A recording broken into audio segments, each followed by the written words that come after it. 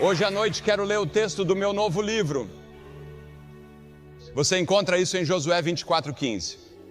Escolham hoje a quem vocês servirão, se aos deuses que seu pai serviu na região além do rio, ou aos deuses dos amorreus, em cuja terra vocês moram. Mas quanto a mim e a minha casa, serviremos ao Senhor. Quanto a mim e a minha casa, serviremos ao Senhor. Ele fez uma escolha. Ora, Josué liderou o povo de Israel após a morte de Moisés. Ele era um grande general. E agora, no final de sua vida, ele reuniu todo o povo em Siquém. Agora, Siquém ficava entre duas montanhas. Uma era a montanha da lei, e a outra era outra montanha. E entre essas duas montanhas, eles se reuniram. Agora, a história de Israel sempre teve altos e baixos. Por algum tempo, eles serviam ao Senhor e depois voltavam aos seus velhos hábitos e voltavam aos seus antigos ídolos. E nesse caso foi Baal. E ele estava dizendo a eles: vocês precisam fazer uma escolha entre Baal e Deus. Qual será? Em quem você vai votar? Sabe, temos provérbios antigos, creio que existam no norte da Flórida. Aquele que hesita está perdido. A procrastinação é o ladrão do tempo. Um ponto no tempo salva 9. Um pássaro na mão vale mais do que 2 no mato. Agora eles tomavam decisões e votavam independentemente do custo, por causa do que eles acreditavam. E Josué disse: estou reunindo minha família e vamos votar em Deus. Vamos servir ao Deus vivo e verdadeiro.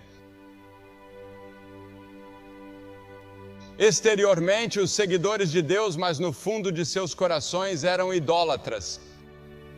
E Josué diz que essa condição não pode continuar. Você deve decidir se vai adorar esses ídolos ou se vai adorar o Deus vivo. E eles precisam decidir imediatamente.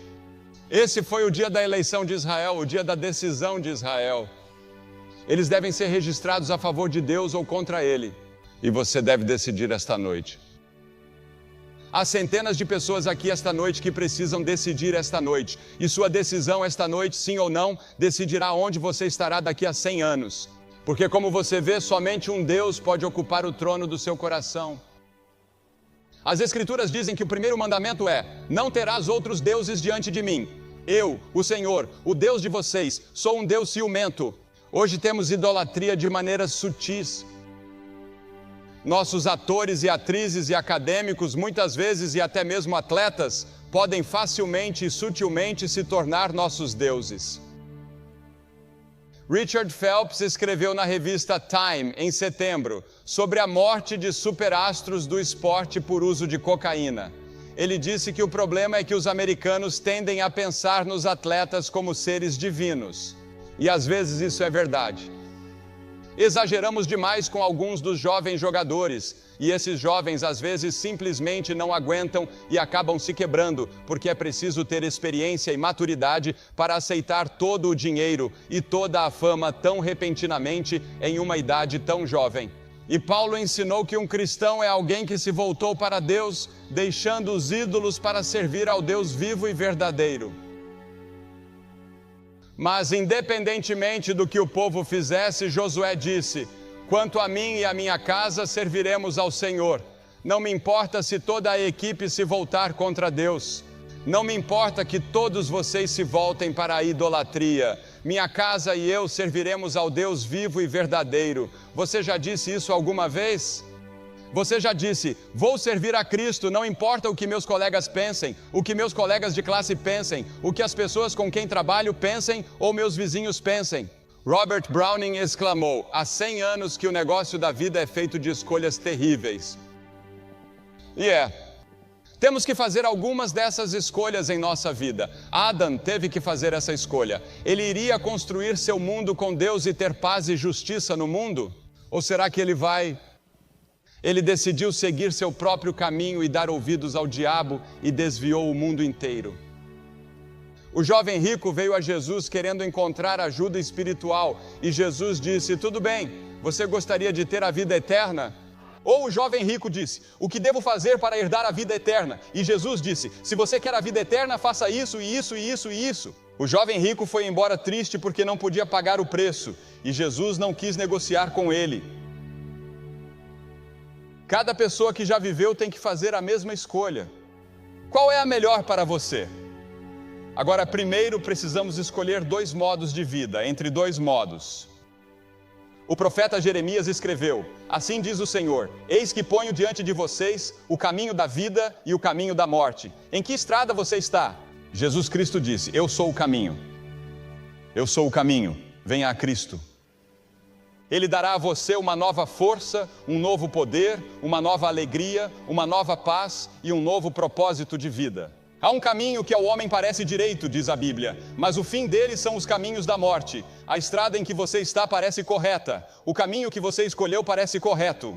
Parece muito bom. Aquele negócio em que você está, aquela escola em que você está parece tão bom.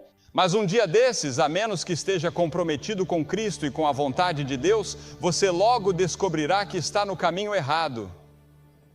Algumas pessoas dizem: bem, se eu seguir minha consciência, isso não é suficiente? Não, porque sua consciência pode estar morta. Muitas pessoas têm a consciência morta. Mas quando você vem a Jesus Cristo, Ele ressensibiliza a consciência. Veja, você conta uma mentira quando é criança e sua consciência o incomoda. Agora você pode olhar uma pessoa diretamente no rosto e contar uma mentira, e isso não o incomoda nem um pouco. Havia uma época em que fazia coisas que o perturbavam, agora pode fazê-las sem incômodo. Você pensa, bem, não é tão ruim assim. Sua consciência não incomoda você. Por quê? Porque sua consciência foi queimada ou está morta. Mas quando você vem a Cristo, Ele lhe dá uma nova consciência para que você possa ser sensível às coisas erradas. As pessoas dizem: bem, sendo sincero, se eu for sincero na vida, isso não é suficiente? Não, isso não é suficiente. Você pode ser sincero. Certa vez, quando eu estava doente, minha mãe foi muito sincera e me deu iodo por engano. Ela pensou que estava me dando remédio para tosse, mas estava errado, sinceramente errado. Ou eles dizem: bem, se eu faço tantas coisas boas para as pessoas, sorrio para elas e sou amigável com elas, você não acha que Deus entende se eu cometer um pequeno pecado de vez em quando? Ele entenderá. Ele é um bom Deus. Ele é um Deus amoroso e tudo isso. Não, Deus não entende. Se você conhece Cristo, então esses pecados são perdoados. Mas você sabe, não somos salvos por nossa bondade e nossas próprias obras, certo? Venho de um país, a França, onde muitas pessoas pensam que são salvas por suas boas obras. Isso lhes foi ensinado desde a infância como parte da religião. Mas você não é salvo por boas obras. Você é salvo pela graça de Deus, pois é pela graça que somos salvos, por meio da fé, que não vem de vocês, nem das obras, para que ninguém se glorie. Se eu fosse salvo por minha própria bondade, chegaria ao céu e andaria por lá, me gabaria e diria: veja o que fiz para chegar até aqui. Eu era um bom menino. Mas todos nós somos pecadores, nenhum de nós merece estar no céu. Deus diz que devemos ser tão santos quanto Ele, não posso ser tão santo quanto Deus. O que ocorre? Cristo veio, morreu na cruz e derramou seu sangue para me proporcionar uma santidade que eu não tenho naturalmente. E Ele fornece uma roupa, um tecido de santidade para mim e uma justiça que não mereço. Depois há quem diga: bem, me reformei? Sim, você pode reformar o resto de sua vida, mas não é só isso. Você precisa vir a Cristo, entrar pela porta estreita e andar pelo caminho estreito. Portanto, você tem uma opção. Você precisa votar em uma vida ou na outra. Qual será? Uma vida de entrega a Cristo como Senhor e Salvador, ou uma vida em que você se entrega a si mesmo e a seus próprios desejos, prazeres, luxúria, ganância e ciúmes? E então você terá que escolher entre 2 mestres. Jesus disse: ninguém pode servir a 2 senhores, porque ou há de odiar um e amar o outro, ou se apegará a um e desprezará o outro. Você não pode servir a Deus e ao materialismo. Precisa fazer uma escolha. Se você desprezar o outro, não poderá servir a Deus e ao materialismo. Você deve escolher não apenas 2 modos de vida, não apenas 2 mestres, mas você também precisa escolher entre 2 destinos. Qual é o destino de vocês? Onde você estará daqui a 50, 100 anos? Estarás em algum lugar. O verdadeiro você, seu corpo, talvez esteja na sepultura, mas você, o verdadeiro você, sua alma, seu espírito, a coisa que pensa e se lembra e ama e assim por diante, essa é a parte de você que viverá para sempre, seja no céu ou no inferno. e você tem que fazer uma escolha entre os dois. Salomão escreveu sobre o caminho para o inferno em Provérbios 7.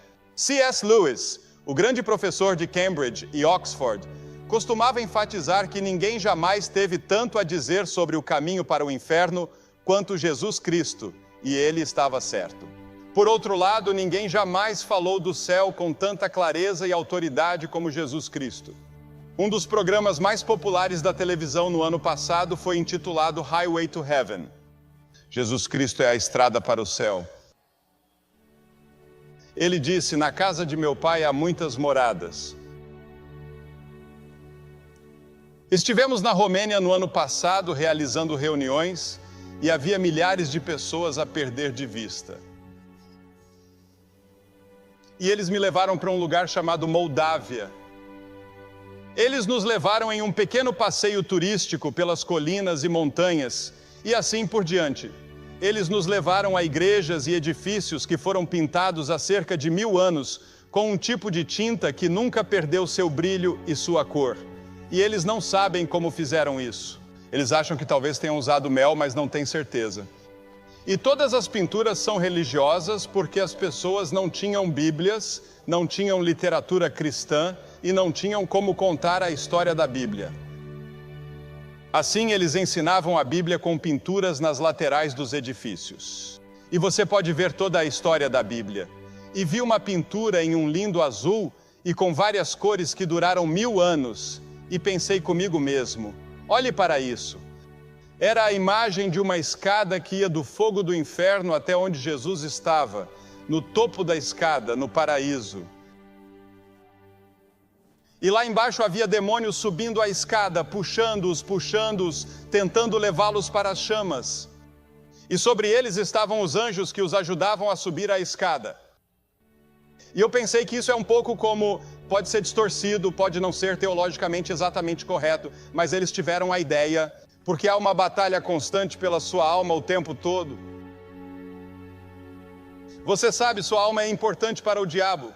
Ele quer sua alma, ele pagará qualquer preço, e alguns de vocês estão vendendo a alma tão barato, que aproveitaria ao homem ganhar o mundo inteiro e perder a sua própria alma. O diabo lhe dará o mundo inteiro se você o seguir. Mas alguns de vocês o seguirão e ele não lhes dará nada. Você está apenas seguindo-o porque é como o porco que segue o homem que está deixando cair o feijão, indo para o curral de abate. A cada pouco ele deixa cair um feijão e o porco vai atrás dele.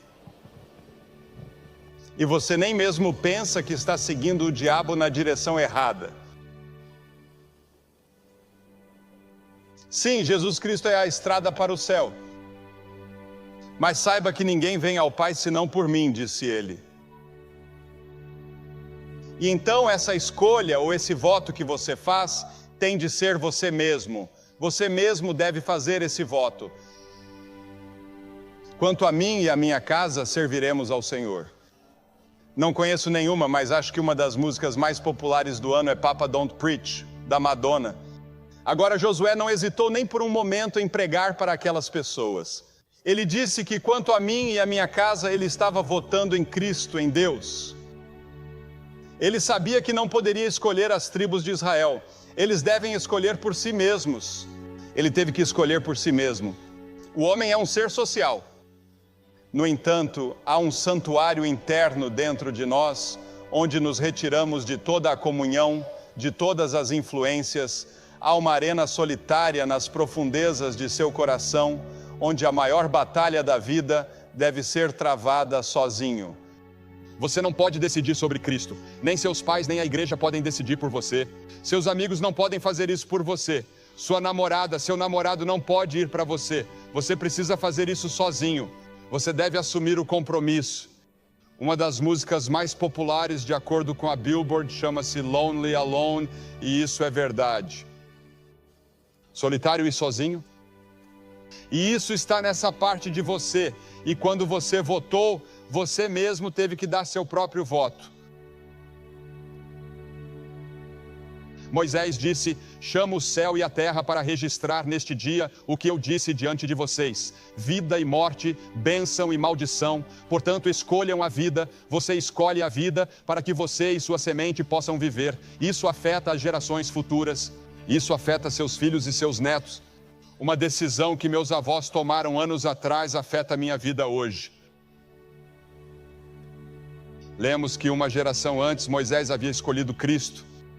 E o escritor de Hebreus relata como Moisés, considerando o opróbrio de Cristo, tinha mais riquezas do que todos os tesouros do Egito. Ele poderia ter sido o chefe de comando dos exércitos do Egito ou o faraó. Toda a educação e toda a riqueza do Egito eram dele. Ele deu as costas a tudo isso para sofrer com o povo de Deus. Ele escolheu Deus. Quem você está escolhendo? Em quem você está votando? Escolhendo antes sofrer a aflição com o povo de Deus do que desfrutar os prazeres do pecado por um tempo. Ah, sim, o pecado dá prazer por um curto período, mas logo acaba. A ressaca chega e não há nada que você possa fazer a respeito. Você estará lá, escolha Cristo e você nunca terá uma ressaca, a não ser alegria e paz para sempre. Isso não significa que Ele livrará você de todas as suas dificuldades, problemas e provações, porque isso não terá fim, mas podem ser diferentes. Deus os permite, isso faz parte do nosso processo de amadurecimento, é assim que Deus nos treina, mas no fundo há um rio profundo de alegria e paz em meio à vida que você está vivendo. Agora você não pode mudar seu passado, mas pode determinar seu destino decidindo-se por Cristo. Mas Cristo pode mudar seu passado. Ele morreu na cruz para que todos os pecados que você já cometeu, todas as coisas que você já fez de errado, sejam perdoados. Quando Deus perdoa, significa mais do que nós entendemos. Ele se refere à justificação. Isso significa que é como se você nunca tivesse cometido nenhum pecado. Esse é o poder do sangue de Cristo sobre o qual o ouvimos cantar há pouco. Sei que meus pecados estão sob o sangue. E a escolha envolve um preço. O apóstolo Pedro escreveu que vocês não foram resgatados com coisas corruptíveis como prata e ouro, mas com o precioso sangue de Cristo, o preço que Jesus pagou na cruz quando derramou o sangue de sua vida por vocês. Martinho Lutero disse certa vez que era o fundador, suponho, da Reforma, e o fundador, poderíamos dizer, quase um dos fundadores do protestantismo e certamente das igrejas luteranas. Ele disse que, quando olho para mim mesmo, não sei como posso ser salvo, mas quando olho para Jesus, não vejo como posso estar perdido. João Calvino, que fundou a teologia reformada em um sentido, e a igreja presbiteriana, disse: sobre uma vida que não vivi, sobre uma morte que não morri, penduro toda a minha eternidade. Eu a penduro em Jesus. John Wesley, o fundador do metodismo, quando estava morrendo, disse: minha mente está quase acabando. Lembro-me apenas de duas coisas. Sou um grande pecador, mas Jesus é um grande Salvador. Cristo é um grande Salvador. O que precisa fazer? Arrependa-se de seus pecados. Isso significa estar disposto a mudar seu modo de vida. Talvez você não tenha poder para fazer isso. Talvez você não tenha força para abandonar alguns dos hábitos que sabe que são errados. Talvez você não tenha poder para se apaixonar novamente por sua esposa. Talvez você não tenha poder para mudar toda a sua vida que você sabe que precisa ser mudada. Mas se você se render a Cristo, Ele lhe dará o poder. Você diz: bem, Billy, não sei mais o que fazer, fui batizado, entrei para a igreja e assim por diante, mas não tenho realmente paz, alegria e poder em minha vida. Tudo isso de que você está falando, como faço para obtê-lo? Se você não tem certeza de que está pronto para encontrar Deus, se não tem certeza de que vai para o céu e se não tem certeza de que seus pecados estão perdoados, venha e certifique-se disso esta noite. Acredito que nenhum de vocês está aqui por acaso esta noite.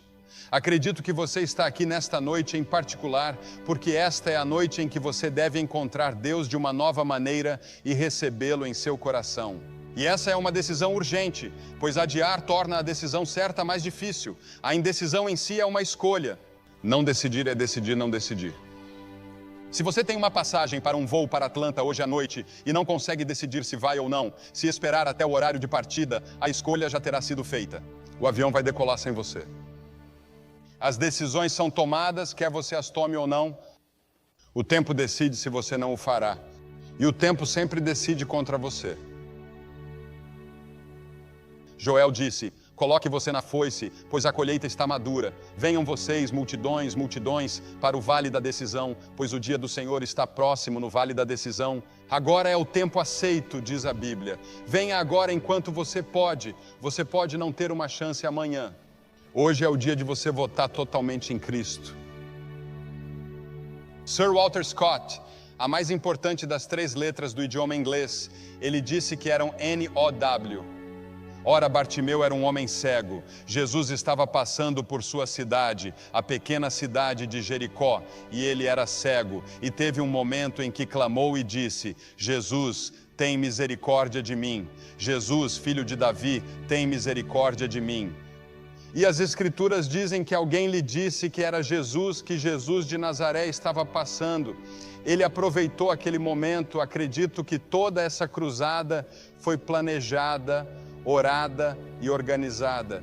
E fomos trazidos aqui talvez só para você.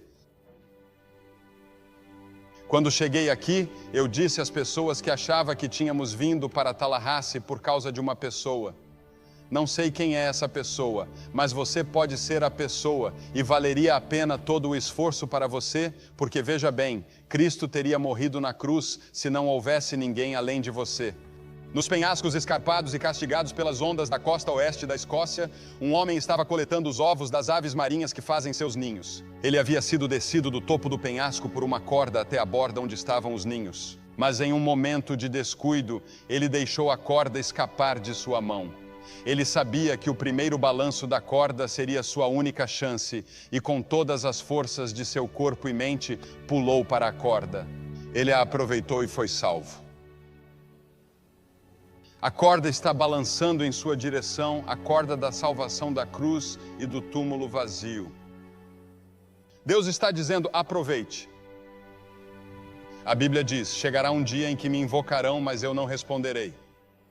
Eles me buscarão de madrugada, mas não me acharão, porque odiaram o conhecimento e não escolheram o temor do Senhor. Chegará um dia em que você clamará a Deus, mas será tarde demais. Vem agora. Talvez nunca mais haja algo assim em sua vida em Tallahassee. Nunca mais quando você estiver tão perto do reino de Deus. Vou pedir a você que faça algo que vimos várias centenas de pessoas fazerem nos últimos 2 dias. Vou pedir a você que se levante de seu assento, venha e fique de pé em frente a esta plataforma e diga: ao vir, entrego meu coração a Jesus Cristo. Quero ter certeza que estou pronto para encontrar Deus. No primeiro dia em que estivemos aqui, veio a esposa de um pastor. Vieram pessoas do coral, veio um contínuo. E Deus está falando com você. Você pode ser o melhor cristão da cidade, pelo que as pessoas pensam, mas no fundo você sabe que não é. Você precisa se render a Cristo e fazer dele o Senhor e Salvador de sua vida. Por que peço que você se apresente? Porque cada pessoa que Jesus chamou no Novo Testamento, ele chamou publicamente. Ele disse: se você não estiver disposto a me reconhecer diante dos homens, eu não o reconhecerei diante de meu Pai que está nos céus. Ele morreu na cruz publicamente por você.